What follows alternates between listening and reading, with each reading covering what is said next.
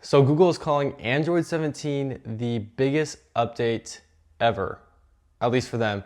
And so we got to cover what they're talking about because in the past they've had some pretty mid updates when it comes to the features they're trying to add. So let's see if what they're talking about is actually going to be good or trash. And there is a couple of things that we need to talk about. And the first thing has to do with AI and photos.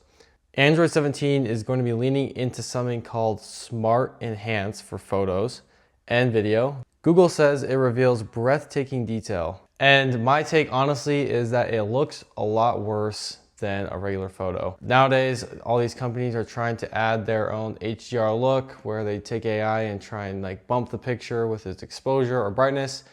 And it's honestly making these pictures look more fake than they are real. There's less shadows and a lot of other things going on. And Mark has even made a video where he took different photos from each iPhone and Samsung's as well. And honestly, some of the older pictures look better because there is less processing happening to the photos.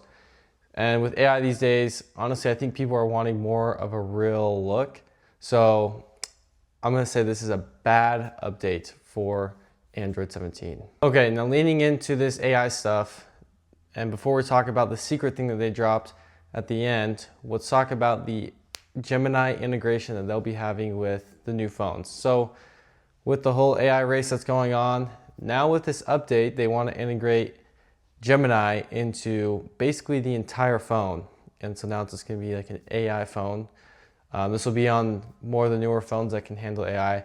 But Gemini is now going to be able to basically take over your phone and do certain features that you ask. So, for example, in their demonstration, they have a guy taking a picture of some concert pictures, and Gemini is like, hey, do you want me to buy some tickets? And he says yes, and boom, it says it bought the tickets. Now, hopefully that system isn't that short because that'd be kind of scary. You don't know where you're sitting, when it is, all those different variables.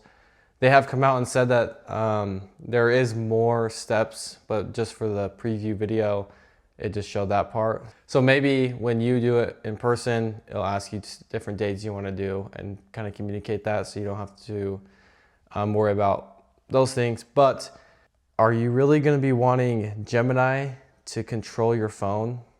I mean, obviously it's gonna be nice to be like, hey, let's order tickets, January 1st for Drake, and I want to be sitting in the lower bowl. And it does it for you. That'd be nice. But then it has access to all your personal information, which is also kind of on the fence because they kind of already do. So I don't know. Let me know your comments on what you think about this AI integration feature because I think it's midly rated. I don't think it's gonna be bad, but I don't think a lot of people are gonna love it either. So I don't know, let me know down below in the comments on what you think about this feature. They also are changing a lot of the interface when it comes to just using the phone and just your apps in general. They have a new competitive, well, they have had a competitive digital well-being feature, very similar to Screen Time for Apple, but they're adding a lot more features with it this year. So instead of like Apple's, you can add 1 minute, 15 minutes, or for the rest of the day, you just unblock the app. They're doing something similar to what people have been making apps for, where it tells you, it's like, hey, are you sure you want to click on this app and use it? And it can show you pictures of maybe some grass, maybe some animals, or some vacation trips. And it gives you like 10 seconds. It even has a breathing option where a guy breathed you, so you can breathe in and out. Just to like really take that time to think, do I really want to get on Instagram or TikTok? Which honestly is nice that it's just straight on the phone, so you don't have to download an app because there's always going to be some way to get around an app. But if it's integrated into the phone, it could be a better use. They're also going to be upgrading Android CarPlay, and it's very similar to Apple CarPlay, where the interface is very similar. They are upgrading maps, so it shows like 3D renders of the city that you're going to be in.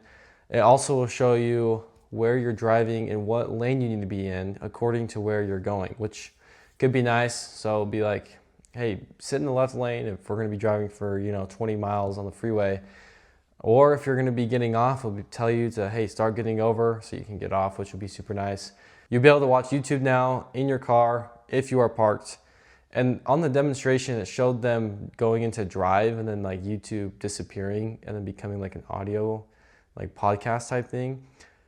I don't know how it's going to know you're in drive unless it's just pulling it from your location, which would be my guess, because your phone's not going to be connected to, you know, you shifting it into drive.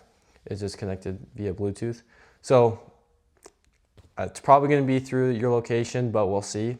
So cool feature, I guess. It makes it so you're not watching, you know, videos, but you shouldn't be doing it while you're driving anyways. So, but that is a cool feature. They're also going to be updating your Android phone so it better works with social media apps. And they have a whole thing on it. So if you want to go watch it, you can watch their video. I'll link it in the description. But it'll just make it easier so your pictures look better inside like Instagram and things like that. And it'll just upload faster because we know that social media and Androids have not always been the best in the past. So they are trying to close that gap. All right, this is another cool feature that you can do. So with the whole AI integration too, you're able to now do custom widgets. So if you know before, I mean, Android's always been known for having the most customizable things. Apple's always been behind when it comes to that.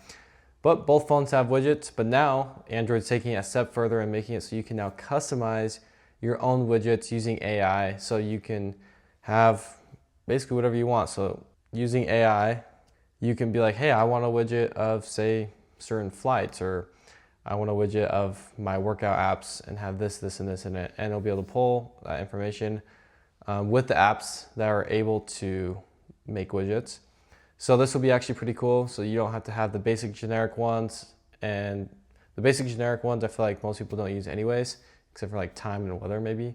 So it'll be nice to just be able to make your own custom to maybe the theme or just things that you want from certain apps. And honestly, it'd be super nice and easy because it's with AI. You don't have to build some sort of automation within the phone.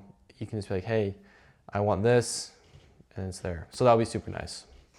Now, this one is gonna be super cool. We all know what AirDrop is, and they've had it for a while. Apple's been the king of sharing photos and keeping them high quality. And we heard recently that now the newest Google Pixel can do it. Now they're going to be adding a lot more devices like Samsung Galaxy S26, the new Google Pixels, the Oppo Find X and the Find 9.6, and the Vivo X30 Ultra. So they're expanding more phones that will be able to AirDrop with iPhone. So if you have a new Android device, the chances of you being able to AirDrop to an iPhone are a lot higher. So keep that in mind. We'll now be able to share photos with each other, which will be awesome and something honestly that should have been done a long time ago. And now for the thing you've been waiting for, the little surprise feature they dropped at the end is now the Google Book.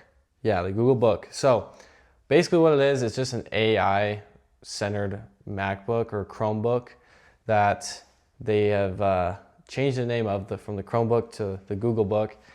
And you're able to swipe your cursor and it'll go into like a Gemini mode. You can pick different photos and combine them together and see what they'll look like. Or you can click some words and have it summarize or add to it.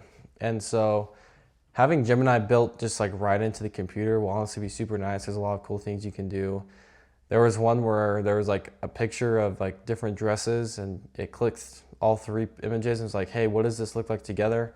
And it put it together and generated the image. So it honestly just makes using Gemini a lot easier than having to like get those pictures, download them, put them into a chat, type your prompt. I mean, it just makes it a lot simpler. And it's got a cool light bar on the back that's only functional by just being on.